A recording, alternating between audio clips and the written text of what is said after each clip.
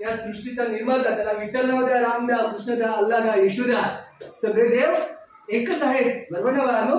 आपण फक्त जे नाव आपल्याला उच्चारण करताना ते उच्चारण केलं तर याचा फक्त एकमेव हेतू आमच्यातला आळस घालवायचा आहे आणि इथं चैतन्याचं वातावरण निर्माण करायचं आहे.